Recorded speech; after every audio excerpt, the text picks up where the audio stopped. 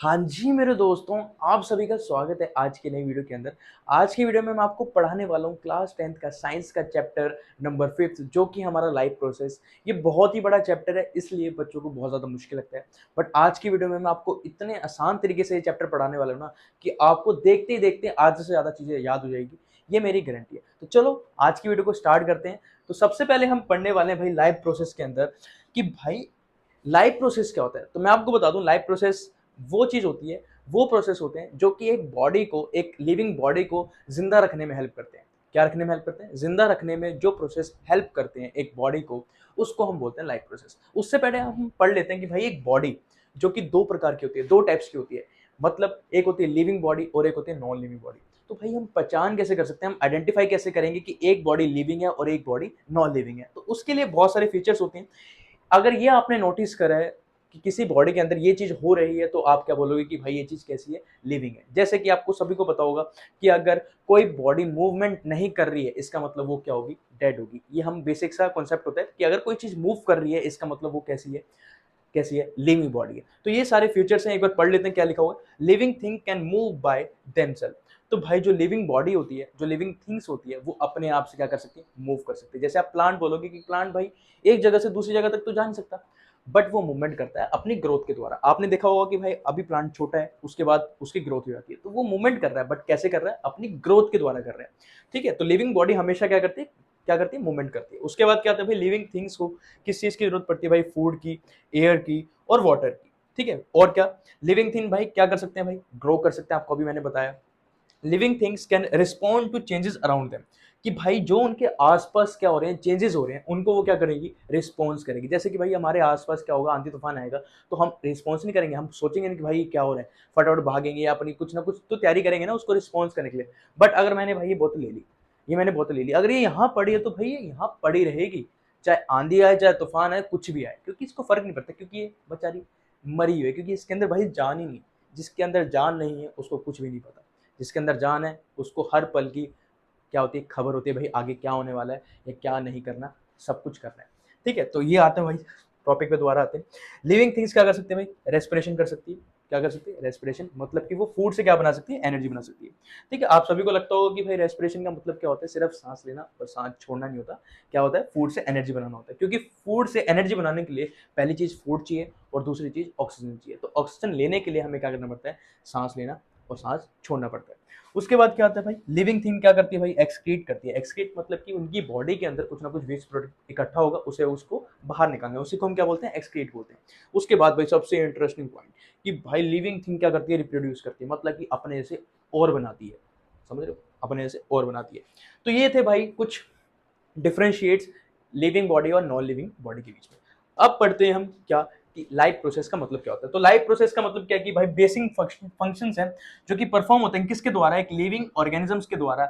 किस लिए? अपनी अपनी लाइफ को मेंटेन करने के लिए। लाइफ को मेंटेन करने के लिए किसके ऊपर? अर्थ के ऊपर। उन प्रोसेस को हम क्या बोलते हैं? Life process. तो भाई सबसे इंपॉर्टेंट जो लाइफ प्रोसेस है ना, वो चार है सिर्फ। सबसे पहला न्यूट्रिशन, दूसरा रेस्पिरेशन, और तीसरा हमारा ट्रांसपोर्टेशन, और चौथा है एक्सक्रीशन। आप सभी को पता होगा न्यूट्रिशन के अंदर क्या होता है? खाने पीने की बात होती है। रेस्पिरेशन के अंदर किसकी बात होती है? सांस लेना, सांस छोड़ना, और एनर्जी से मतलब फूड से एनर्जी बनाने की बात होती है। ट्रांसपोर्टेशन के अंदर किसकी बात होती है भाई? एक जगह से दूसरी जगह तक चीजें पहुंचाना। और एक्सक्रीशन का मतलब आपको पता ही है कि भाई वेस्ट प्रोडक्ट को बाहर निकालना। तो ये है इंपॉर्टेंट चार चार लाइफ प्रोसेस, जिसके बिना आपकी लाइफ कंप्लीट ही नहीं है। अगर इनमें से कोई प्रोसेस आपकी बॉडी के अंदर नहीं हो रहा ना, इसका मतलब आपकी बॉडी कुछ समय के बाद खत्म होने वाली है, या उसी ऑन द स्पॉट खत्म हो जाएगी। उसके बाद आते हैं कुछ और प्रोसेस, जैसे कंट्रोल एंड कोऑर्डिनेशन। तो ये हमारा एक तरीके से लाइफ प्रोसेस के अंदर इन्वॉल्व नहीं होता, बट एक तरीके से भाई ये है भी, क्योंकि अगर हमें चीजों को रिस्पॉन्स नहीं कर पाएंगे, जैसे अगर मैंने कोई गर्म चीज उठाई, गर्म चीज को हाथ लगाया, तो मुझे कैसे पता चलेगा? मेरे नर्वस सिस्टम के द्वारा। वो हम पढ़ते हैं इसके अंदर कंट्रोल एंड कोऑर्डिनेशन के अंदर। अगर वही सिस्टम हमारा खराब हो जाएगा कि भाई मुझे फील ही नहीं होगा कि कोई चीज गर्म है, तो मेरा हाथ क्या हो जाएगा? सड़ जाएगा। तो ऑन द टाइम मतलब कि कुछ देर बाद या कुछ टाइम बाद उसकी वजह से हमारी बॉडी क्या हो सकती है? मर सकती है। ठीक है, मतलब कि इंपॉर्टेंट चार लाइफ प्रोसेस नहीं है, बट ये वाले लाइफ प्रोसेस थे। ठीक है, उसके बाद क्या आता है भाई? ग्रोथ, मूवमेंट और रिप्रोडक्शन। रिप्रोडक्शन अगर अकेले को समझ के बात करी जाए, जैसे कि मैं, अगर मैं नहीं रिप्रोडक्शन करूंगा तो भाई किसी की जिंदगी को या मेरी जिंदगी को फर्क नहीं पड़ने वाला। बट अगर सब ने ही सोच लिया कि भाई पूरी स्पीसीज में से कोई भी रिप्रोडक्शन नहीं करेगा, तो एक टाइम के बाद वो सब क्या हो जाएंगे? बुढ़े हो जाएंगे। ठीक है, ओल्ड हो जाएंगे तो उनको यंग वंस की नीड पड़ेगी अपना काम चलाने के लिए, तो वो होंगे नहीं, तो वो क्या हो जाएंगे, मर जाएंगे। तो अगर इंडिविजुअल के हिसाब से देखा जाए तो रिप्रोडक्शन लाइफ प्रोसेस नहीं है, और अगर सबके हिसाब से देखा जाए तो रिप्रोडक्शन लाइफ प्रोसेस है। फिर आता है भाई, आपको सभी को पता है भाई, जो लाइफ प्रोसेस होते हैं उसके लिए इंपॉर्टेंट चीज क्या है, एनर्जी, और एनर्जी के लिए इंपॉर्टेंट क्या है भाई, फूड। ठीक है, तो फूड नहीं जाएगा तो एनर्जी नहीं बनने वाली। तो सबसे पहला टॉपिक है न्यूट्रिशन, जो कि हम आज की वीडियो के अंदर कंप्लीट करने वाले हैं। ठीक, तो न्यूट्रिशन का मतलब क्या होता है भाई, एक प्रोसेस है जिस प्रोसेस के अंदर क्या होगा, हमारी बॉडी क्या करेगी, फूड को इनटेक करेगी, देन उसको सिंपलर सब्सटेंसेस के अंदर क्या करेगी, कन्वर्ट करेगी, ताकि वो एब्जॉर्ब हो पाए। तो इस प्रोसेस को हम क्या बोलते हैं भाई, न्यूट्रिशन बोलते हैं। आप एक बार रीडिंग कर लेना। उसके बाद आता है भाई न्यूट्रिएंट्स। अब भाई खाना खा क्यों रहे हैं, क्योंकि खाने के अंदर क्या होते हैं, न्यूट्रिएंट्स होते हैं। क्या होते हैं, न्यूट्रिएंट्स होते हैं। कौन कौन से न्यूट्रिएंट्स होते हैं भाई, बहुत सारे होते हैं। वाटर, मिनरल्स हो गया, विटामिन हो गया, कार्बोहाइड्रेट्स हो गया जिसे हम कार्ब्स भी बोलते हैं, प्रोटीन हो गया, फैट हो गया। तो ये सारे मिनरल्स, ये सारे क्या न्यूट्रिएंट्स हैं जो कि खाने के अंदर होते हैं और हमारी बॉडी को चाहिए। और भी बहुत सारे होते हैं, फाइबर हो गया, बहुत सारी चीजें, ठीक है, न्यूट्रिएंट्स हैं जो हमारी बॉडी को चाहिए होता है। उसके बाद आता है भाई मोड्स ऑफ न्यूट्रिशन, मतलब कि न्यूट्रिशन के भी ना मोड्स हैं, टाइप्स हैं, कि किस किस द्वारे से, मतलब किस टाइम के द्वारा, मतलब किस टाइप के द्वारा खाना बॉडी के अंदर जा रहा है। ठीक है, कुछ होते हैं भाई ऑटोट्रॉपिक और कुछ होते हैं हेटरोट्रॉपिक। ऑटो मतलब ऑटोमेटिक, जो अपना खाना खुद बनाते हैं उन्हें हम क्या बोलते हैं, ऑटोट्रॉपिक बोलते हैं। और जो अपना खाना खुद नहीं बना सकते, मतलब कि किसी और चीज के ऊपर डिपेंड होते हैं, उन्हें हम बोलते हैं हेटरोट्रॉपिक। ठीक है ना, तो ये दो पार्ट्स के अंदर डिवाइड होता है भाई हमारा न्यूट्रिशन, हेटरोट्रॉपिक और ऑटोट्रॉपिक। तो सबसे पहले हम पढ़ते हैं ऑटोट्रॉपिक। तो ऑटोट्रॉपिक मोड ऑफ न्यूट्रिशन के अंदर क्या होता है भाई, autotrophic nutrition is that of mode of nutrition in which an organism makes, मतलब synthesises its own food from simple inorganic material, जैसे कि कार्बन डाइऑक्साइड और वाटर, जो कि कहाँ प्रेजेंट होता है, उसके सराउंडिंग के अंदर प्रेजेंट होता है, with the help of sunlight energy. समझ में आ गया। तो जो अपना खाना खुद बनाते हैं वो किसके अंदर आएंगे, ऑटोट्रॉपिक मोड ऑफ न्यूट्रिशन के अंदर आएंगे। और जो अपना खाना खुद नहीं बनाते वो आएंगे हेटरोट्रॉपिक, जैसे हम। समझ में आया। तो भाई those organisms which can make their own food from carbon dioxide water are called autotrophs. तो भाई जो इस कैटेगरी के अंदर आते हैं ऑर्गेनिजम्स, उनको हम क्या बोलते हैं, ऑटोट्रॉप्स बोलते हैं। क्या बोलते हैं, ऑटोट्रॉप्स बोलते हैं। ठीक है, ऑटोट्रॉप्स क्या होते हैं भाई, प्रोड्यूसर होते हैं, क्योंकि स्टार्टिंग यहीं से होती है। समझ में आया। फूड चेन की भी स्टार्टिंग कहाँ से होती है, एक तरीके से यहीं से होती है। समझ में आया। इसलिए इनको क्या बोलते हैं, प्रोड्यूसर बोलते हैं, क्योंकि भाई खाना यहीं से स्टार्ट हो रहा है हमेशा। फिर आता है भाई न्यूट्रिशन के अंदर, मतलब न्यूट्रिशन के अंदर ही पढ़ रहे हैं हम। न्यूट्रिशन के अंदर हमने क्या पढ़ा, मोड्स ऑफ न्यूट्रिशन, मतलब ऑटोट्रॉपिक और हेटरोट्रॉपिक। तो ऑटोट्रॉपिक के अंदर दो तरीके के क्या आते हैं भाई, न्यूट्रिशन आते हैं। सबसे पहला फोटोसिंथेसाइजेज ऑटोट्रॉपिक न्यूट्रिशन, मतलब कि फोटो का मतलब क्या होता है भाई, लाइट, और सिंथेसाइजिस का मतलब क्या होता है, मेकिंग, बनाना। तो लाइट की मदद से जो अपना खाना खुद बनाते हैं वो इस कैटेगरी के अंदर रहेंगे। जनरली कौन आते हैं, ग्रीन प्लांट्स आते हैं भाई। ठीक है ना, प्लांट्स क्या करते हैं, अपना खाना खुद बनाते हैं, किसकी मदद से, लाइट की मदद से, सनलाइट की मदद से। ठीक है ना। उसके बाद आते हैं भाई केमोसिंथेटिक या केमोसिंथेसाइजिस ऑटोट्रॉपिक न्यूट्रिशन। कुछ बैक्टीरिया भी होते हैं जो अपना खाना खुद बनाते हैं, किसकी मदद से बनाते हैं भाई, केमिकल की मदद से। केमिकल्स की मदद से कुछ बैक्टीरिया क्या करते हैं, अपना फूड बनाते हैं। तो एक तरीके से खुद अपना खाना बना रहे हैं, चाहे किसी की वजह से भी बना रहे हैं, बट खुद बना रहे हैं। इसका मतलब ही किसके अंदर आएगा भाई, ऑटोट्रॉपिक के अंदर आएगा। तो ऑटोट्रॉपिक के अंदर हमने दो चीजें पढ़ी। पहली चीज फोटोसिंथेसिस या फोटोसिंथेटिक, और दूसरी चीज पढ़ी हमने केमोसिंथेसाइजिस या केमोसिंथेटिक। देन आता भी हमारा सेकंड मोड ऑफ न्यूट्रिशन, जिसको हम बोलते हैं हेटरोट्रॉपिक। अब ये किसी के ऊपर डिपेंड होते हैं, जैसे हम। तो heterotrophic nutrition is that mode of nutrition in which N organisms can not make, मतलब अपना खाना खुद नहीं बना सकते, it's own food from simple inorganic material, जैसे कि कार्बन डाइऑक्साइड, वाटर। तो भाई ये किसके ऊपर डिपेंड होते हैं, किसके ऊपर डिपेंड होते हैं, अदर ऑर्गेनिजम्स के ऊपर डिपेंड होते हैं। किसके लिए भाई, अपने खाने के लिए। ऑल द एनिमल्स इस कैटेगरी के अंदर आते हैं। तो भाई जो इस कैटेगरी के अंदर ऑर्गेनिजम्स आते हैं उनका भी एक स्पेशल नेम होगा, जैसे कि ऑटोट्रॉप्स।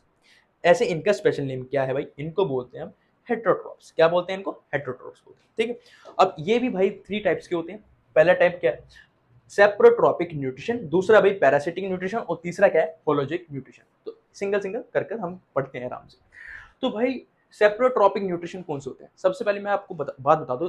दो कंडीशन लाई करेंगे। अगर दो कंडीशंस को कोई ऑर्गेनिज्म फुलफिल कर रहा है, इसका मतलब किस कैटेगरी के अंदर आ रहा है, इस कैटेगरी के अंदर आ रहा है। पहली चीज, सड़ी हुई होनी चाहिए, और कैसी होनी चाहिए भाई, मरी हुई होनी चाहिए। ठीक है। दूसरी चीज, सड़ी हुई पहली चीज, उसने जैसे कि ये क्या भाई, एक चीज है, ये बोतल समझो एक खाना है। क्या एक खाना है, ये कैसे खाना है भाई, सड़ा हुआ और मरा हुआ। तो मैं इस कैटेगरी के अंदर आता हूँ, तो मैं कैसे खाऊंगा इसको। पहली बात मैंने आइडेंटिफाई कर लिया भाई, मेरा खाना कैसा है, सड़ा हुआ और मरा हुआ। इसको मैं क्या करूंगा, बॉडी के बाहर ही क्या कर लूंगा, छोटे छोटे टुकड़ों के अंदर कन्वर्ट कर लूंगा। सुन में आया? अपनी बॉडी के अंदर नहीं लेके जाऊंगा मैं, इसको बाहर ही क्या कर लूंगा, छोटे छोटे टुकड़ों के अंदर कन्वर्ट कर लूंगा, ताकि मैं अच्छे से क्या कर पाऊँ, उसको एब्जॉर्ब कर पाऊँ। तो दो कंडीशन फुलफिल कर रहा है, इसका मतलब वो इस कैटेगरी के अंदर है। पहली कि भाई सड़ी चीज होनी चाहिए और मरी हुई होनी चाहिए। उसके बाद मैं इसको बाहर ही क्या करूंगा, सिंपलर सब्सटेंसेस के अंदर कन्वर्ट कर लूंगा, देन उसको अपनी बॉडी के अंदर क्या लेके जाऊंगा, अपनी बॉडी के अंदर लेके जाऊंगा, उसके बाद उसका एब्जॉर्ब करूंगा। अगर ये दोनों चीजें फुलफिल हो रही हैं किसी ऑर्गेनिज्म के अंदर, या उस वो कर रहा है ये कंडीशंस फुलफिल, तो वो किसके अंदर आ रहा है भाई, सेप्रोट्रॉपिक मोड ऑफ न्यूट्रिशन के अंदर आ रहा है। जैसे कि हमारे एग्जांपल्स होगी ईस्ट, ब्रेड माउल्ट, जिसके अंदर हम राइबोपस के बारे में पढ़ेंगे, ठीक है। उसके बाद आता है भाई हमारा मशरूम, जो कि सबसे इंपॉर्टेंट एग्जांपल है और कॉमन एग्जांपल है, आप सभी को पता है ये मशरूम कहाँ उगता है, कहाँ ग्रोथ करता है, सड़ी हुई चीजों के आसपास ये क्या करता है, ग्रोथ करता है, क्योंकि इसका खाना ही वही है। फिर आता है भाई पैरासिटिक न्यूट्रिशन। अब ये वो ऑर्गेनिजम्स हैं, ये वो ऑर्गेनिजम्स हैं जो कि अपना खाना खा रहे हैं एक बॉडी के ऊपर रहकर, बट बिना उस बॉडी को मारे। अब जिस बॉडी के ऊपर ये रहकर अपना खाना खाते हैं ना, उस बॉडी को क्या बोलते हैं, हम क्या बोलते हैं, होस्ट बोलते हैं, ठीक है। जैसे हमारे सिरों के ऊपर क्या हो जाती है भाई, जूं हो जाती है, जैसे हम क्या बोलते हैं, लाइस बोलते हैं, ठीक है। अब ये अपना खाना खा रही है हमारे सिर के ऊपर रहकर, बट बिना हमें मारे, बिना हमें मारे। तो वो ऑर्गेनिजम्स जो एक बॉडी के ऊपर रहकर अपना खाना खा रहे हैं बिना उसको मारे, तो वो इस कैटेगरी के अंदर आते हैं। तो ये इंटरनल भी होते हैं और ये एक्सटर्नल भी होते हैं। एक बॉडी के अंदर भी पाए जाते हैं ये ऑर्गेनिजम्स, और एक बॉडी के ऊपर भी पाए जाते हैं। तो एक इंटरनल पैरासिटिक होते हैं और एक एक्सटर्नल होते हैं, बट वो हमारे सिलेबस के अंदर नहीं है, बट हमें ऊपर ऊपर से जानना है। तो एग्जाम्पल्स में देख लो भाई, जूं होगी, टिक्स हो गए जो ये चिड़चिड़े डॉग्स के ऊपर हो जाते हैं, टेप वर्म और कैस्केटा है, ये इकलौता एक प्लांट है जो कि इस कैटेगरी के अंदर आता है। ये ऑर्गेनिज्म से अपना खाना खा रहा है बिना उस ऑर्गेनिजम्स को मारे, ठीक। और उस ऑर्गेनिजम्स को हम क्या बोलते हैं, क्या बोलते हैं, होस्ट बोलते हैं। फिर आते हैं भाई होलोजोइक। अब इस कैटेगरी के अंदर वो ऑर्गेनिजम्स आते हैं जो कि पूरा का पूरा डाइजेस्टिव सिस्टम क्या करते हैं, क्या करते हैं, फुलफिल करते हैं। मतलब कि एक बॉडी के अंदर अगर डाइजेस्टिव सिस्टम पूरा का पूरा हो रहा है, कहने का मतलब ये है कि वो एक सॉलिड सब्सटेंस या कुछ भी इनटेक कर रहा है अपनी बॉडी के अंदर, उसके बाद उसको डाइजेस्ट कर रहे हैं, देन उसको क्या कर रहा है, एब्जॉर्ब कर रहा है, देन उससे कोई वेस्ट प्रोडक्ट बना हुआ तो उसको बाहर निकाल रहा है। तो वो ऑर्गेनिज्म जो ये कंप्लीट प्रोसेस कर रहे हैं, तो किस कैटेगरी के अंदर आते हैं, होलोजोइक के अंदर आते हैं। जनरली कौन आता है भाई, सारे के सारे एनिमल्स हो गए, जैसे हर्बीवोरस जो कि प्लांट बेस्ड मटेरियल खाते हैं, कार्निवोरस जो कि एनिमल बेस्ड मटेरियल खाते हैं, और ओमनिवरस जो कि बोथ खाते हैं, एनिमल बेस्ड भी और प्लांट बेस्ड भी, ठीक है, जैसे कि हम। और अमीबा हो गया, पैरामीशियम हो गया, वो इस कैटेगरी के अंदर आते हैं। समझ में आ गया? तो ये थे भाई मोड ऑफ न्यूट्रिशन जो कि हमने अच्छे से पढ़ लिया। अब पढ़ते हैं थोड़ा डीपली न्यूट्रिशन इन प्लांट्स के अंदर। तो भाई आपको सभी को पता है ग्रीन प्लांट्स कैसे होते हैं, ऑटोट्रॉपिक होते हैं, खुद खाना बनाते हैं। कौन से प्रोसेस के द्वारा खाना बनाते हैं भाई, फोटोसिंथेसाइसिस के द्वारा, ठीक है। फोटो का मतलब आपको सभी को पता है लाइट होता है, और सिंथेसाइसिस का मतलब क्या होता है भाई, बिल्ड मतलब मेकिंग करना। तो लाइट की मदद से अपना खाना बनाने, उसी को हम क्या बोलते हैं, उसी को हम क्या बोलते हैं, फोटोसिंथेसाइसिस। अब देखो वो process by which green plants make their own food like glucose from carbon dioxide and water by using sunlight energy in the presence of chlorophyll, इसको हम बोलते हैं फोटोसिंथेसाइसिस। अभी पूरी रिएक्शन लिखता हूं मैं, ठीक है। The process of photosynthesis take place in green leaves of the plant. तो ये फोटोसिंथेसाइसिस मतलब कि जो फूड बनता है प्लांट के अंदर, वो कहाँ बनता है, ग्रीन लीव्स के अंदर बनता है। सिर्फ ही सिर्फ कहाँ बनता है, पत्तों के अंदर, लीव्स के अंदर बनता है, ठीक। Carbon dioxide gas required for making food is taken by the plant leaves from the air, and carbon dioxide enters the leaves through tiny pores is, जिसे हम क्या बोलते हैं, स्टोमेटा बोलते हैं। तो भाई सबसे पहले आपको फोटोसिंथेसिस की रिएक्शन लिखते हैं। तो सबसे पहले क्या चाहिए उसको, कार्बन डाइऑक्साइड चाहिए, देन उसको क्या चाहिए, वाटर चाहिए, ठीक है। सनलाइट इनके ऊपर गिरेगी, किसकी प्रेजेंस में भाई, क्लोरो फिल की प्रेजेंस में। तो क्या बना देगी ये, ग्लूकोज बना देगा। क्या बना देगा ये भाई, ग्लूकोज बना देगा, उसके साथ साथ ऑक्सीजन बना देगा, ठीक है। ये बैलेंस नहीं, आप बैलेंस कर लेना। तो इन्होंने क्या करा भाई, कार्बन डाइऑक्साइड चाहिए, ये कहाँ से मिल जाएगी, एयर से मिलेगी, क्योंकि एटमॉस्फेयर में बहुत सारी कार्बन डाइऑक्साइड है, तो एयर से मिलेगी। अब मिलेगी कहाँ से, तो भाई ना लीव्स के अंदर ना छोटे छोटे क्या होते हैं, पोर्स होते हैं, जिसे हम क्या बोलते हैं भाई, स्टोमेटा बोलते हैं। क्या बोलते हैं, जिसे हम स्टोमेटा बोलते हैं। क्या बोलते हैं, स्टोमेटा बोलते हैं। ये कहाँ होते हैं, लीव्स के अंदर होते हैं। आपने 9th क्लास में पढ़ा होगा कि एपिडर्मिस की ना आउटरमोस्ट लेयर होती है प्लांट्स के अंदर, जहां पर नहीं होती ना, लीफ में भी एपिडर्मिस की लेयर है, बट जहां पर नहीं होगी ना, वहां पर एक छोटा सा पोर होगा, जिसे हम क्या बोलते हैं, स्टोमेटा बोलते हैं। अब ये दो किडनी शेप लाइक स्ट्रक्चर से घिरा होता है, जिसको हम क्या बोलते हैं, गार्ड सेल बोलते हैं। जब गार्ड सेल्स के अंदर क्या हो जाता है, पानी भर जाता है, तो ये स्टोमेटा अपने आप ही खुल जाते हैं। जैसे ही इस गार्ड सेल्स के अंदर, इसके अंदर गार्ड सेल्स के अंदर पानी बाहर निकल जाता है, देन ये क्या हो जाता है, अपने आप ही वो बंद हो जाता है, ठीक है। तो भाई जैसे ही इसको क्या चाहिए होता है भाई, कार्बन डाइऑक्साइड चाहिए होती है, तो ये ओपन कर लेता है, ठीक है, और सनलाइट इसके ऊपर गिरती है तो ये पूरी की पूरी रिएक्शंस होती है। किसके द्वारा हो रही है भाई, लीव्स में ही हो रही है। अब देखो क्या लिखा हुआ है, स्टोमेटा की फंक्शन देख लेते हैं। Exchange of gases particularly carbon dioxide oxygen with atmosphere.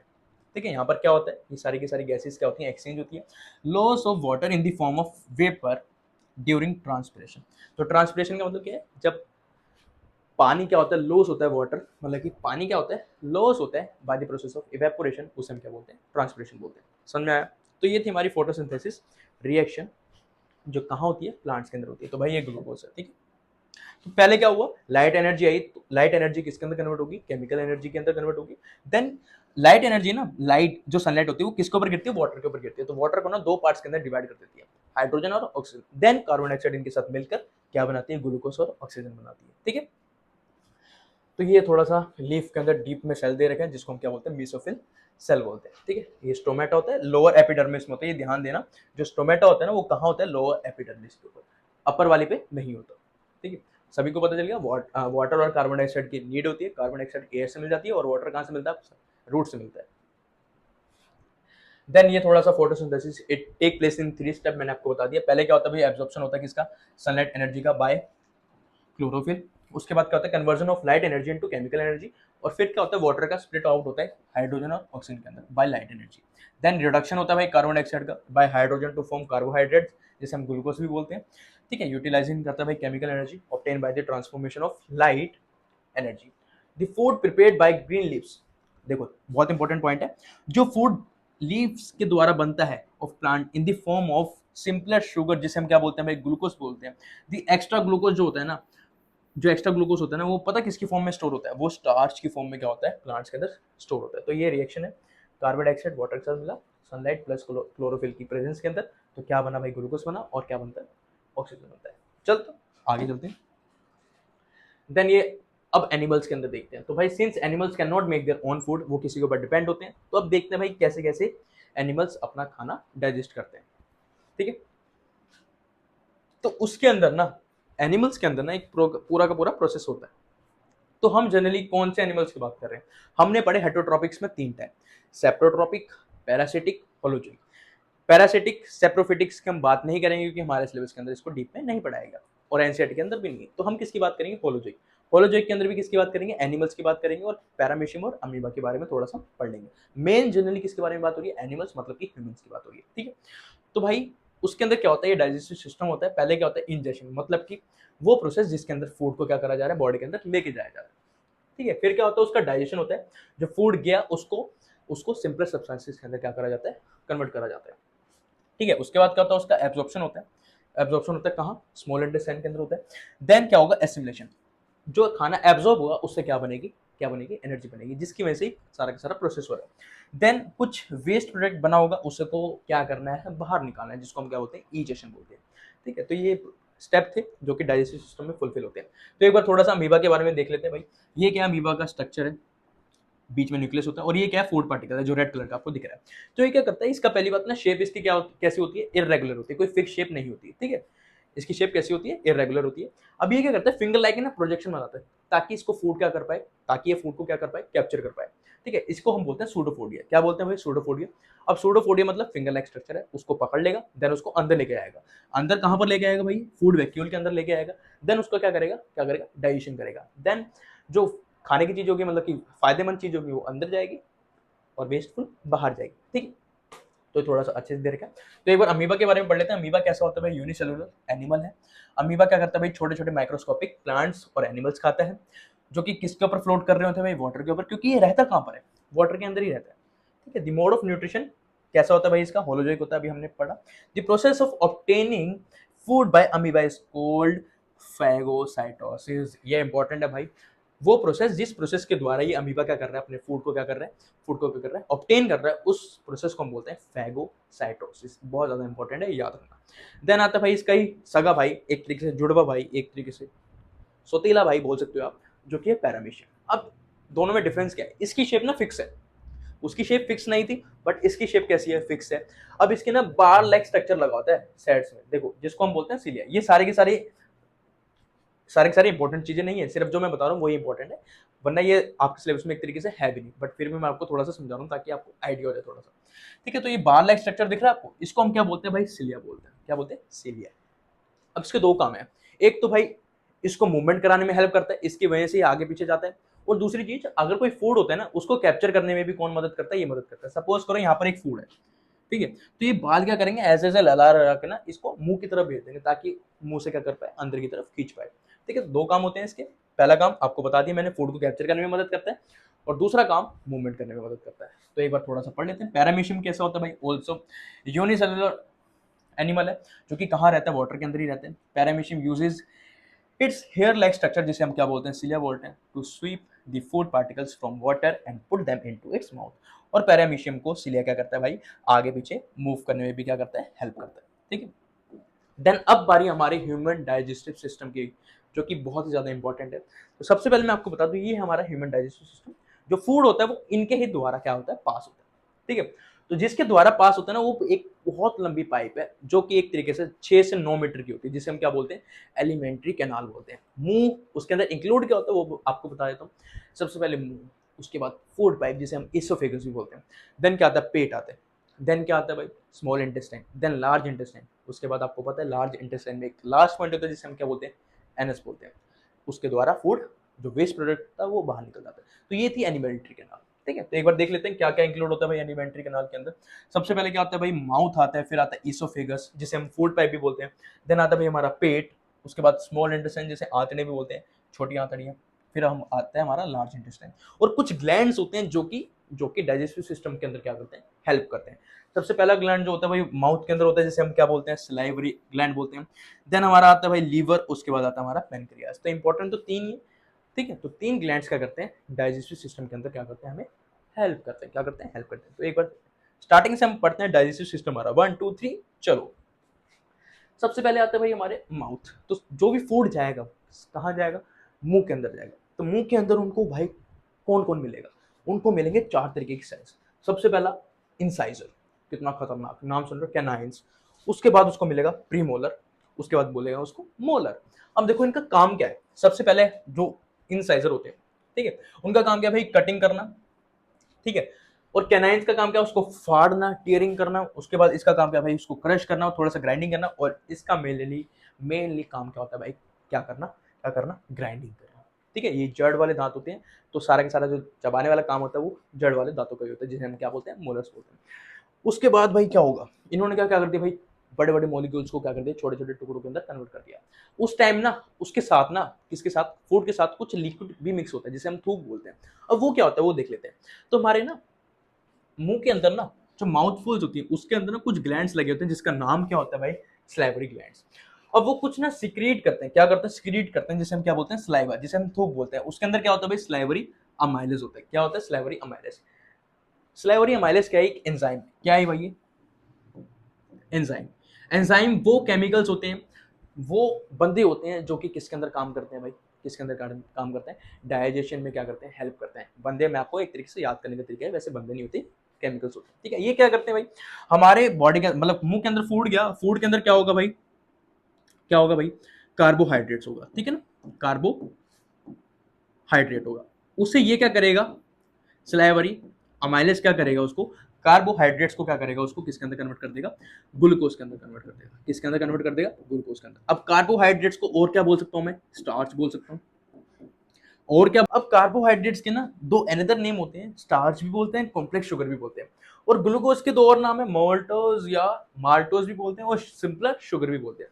But एक कंडीशन, अगर आपने स्टार्च लिखा है तो आप माल्टोज ही लिखोगे, अगर आपने कार्बोहाइड्रेट लिखा है तो आप ग्लूकोज ही लिखोगे। और तीसरी चीज, कॉम्प्लेक्स शुगर लिखा है तो आप क्या लिखोगे, सिंपलर शुगर लिखोगे, ऊपर नीचे मत कर देना।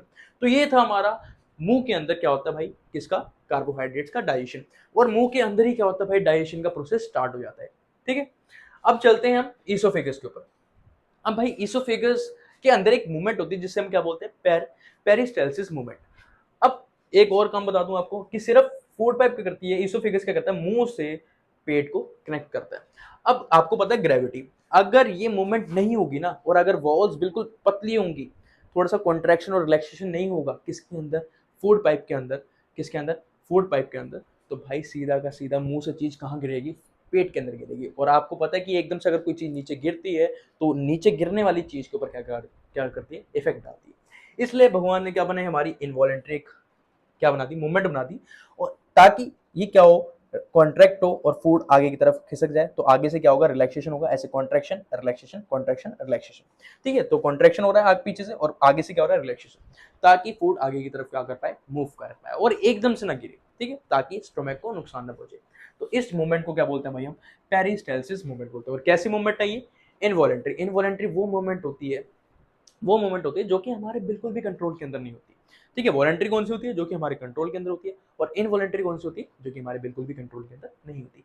देन आता भी हमारा पेट। अब पेट के अंदर क्या है, अब पेट के अंदर ना भाई साहब क्या होते हैं, ग्लैंड्स लगे होते हैं। कौन से ग्लैंड्स, गैस्ट्रिक ग्लैंड्स। कौन से ग्लैंड भाई, गैस्ट्रिक ग्लैंड्स, जो कि क्या रिलीज करते हैं भाई, गैस्ट्रिक जूसेस रिलीज करते हैं। कौन से जूसेस, गैस्ट्रिक जूसेस। तो ये 3 प्रकार के होते हैं भाई। पहला कौन सा है, म्यूकस बोलते हैं, देखो पहला कौन सा है, mucus, hydrochloric acid, then pepsin. Pepsin का दूसरा नाम क्या है, पेप्सिनोजेन, मतलब कि पूरा नाम पेप्सिनोजेन।